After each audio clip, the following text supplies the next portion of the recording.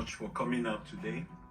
As he mentioned, I am with the Diaspora Election Monitoring Observatory, and we were participant observers in the election that just held in Nigeria, or should I clarify, the sham elections that just held in Nigeria. I want to point out that as a participant observer, I traveled to my home state to participate in the elections, and the BVAS technology refused to accredit me, so I experienced disenfranchisement right there and then.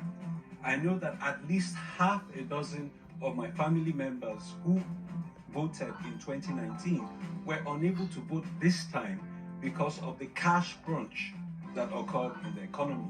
So there were systematic efforts to disenfranchise and intimidate or strangle voters from being able to participate.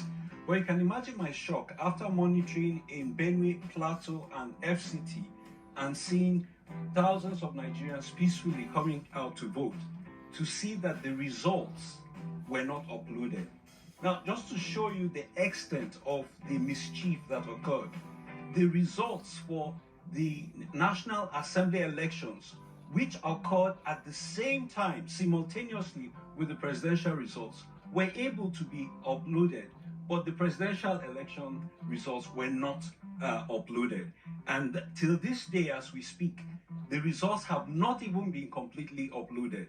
What is even shocking is that we have seen photographs of individuals, a woman in a bathroom, uploaded supposedly as results on INEC's IREF page till this day. How can you elect someone on the basis of the photograph of a woman in the bathroom? I want to quickly mention that a lot of the international observers who were there were as disenchanted as I was. There were 4 African presidents, former presidents, who were in Nigeria to observe the elections. There were over 144,000 observers deployed across the country, and they all were disenchanted by what they saw.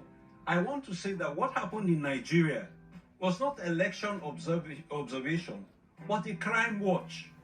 We watched a crime being perpetrated on a country of 200 million people with utter and complete impunity. I also want to say that President Jimmy Carter has been vindicated.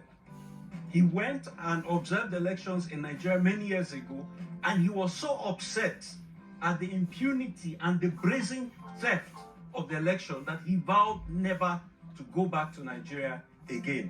And as that distinguished president is in hospice care, he stands vindicated because Nigeria has refused to learn its lesson. One of the American observers that I spoke with mentioned 2 things. One, he said that, well, at least this election was better than the 2003 election. And I said to him, if we're going back 20 years to compare, then we have not made any progress. And as Nedeko has pointed out, this is even 30 years. The June 12 election, which was a travesty and a brazen rape of democracy or attempted democracy, is basically happening again. The third point is that one of our co-travelers, in the effort to restore democracy to Nigeria, is now complicit in undermining democracy in Nigeria. In 1997, when I came on exile myself, after having been imprisoned by General Abacha, I had the privilege of meeting Senator Bola Tinubu in Nadeko in exile in the UK. So we have been in the trenches fighting for democracy, and it is painful for us to see what is happening, that we're not making the progress that we think we should make.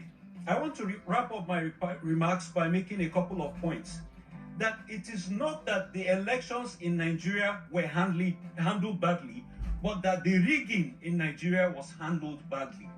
There was no effort, there was no sincere effort to conduct an election in Nigeria. What happened was an insincere effort to conduct rigging. And that is why you will see cancellations. You will see unbelievable atrocities that were done. They didn't even make a genuine effort to hide the manipulation of the elections. I also want to make this second point, that it isn't that they failed to meet global standards, but that they failed to meet even their own standards. there is no way that INEC can say that the travesty that occurred was what they had promised time and time and again. So, ladies and gentlemen, I want to say that I join my voice to what Nadeko has said today. The INEC chairman needs to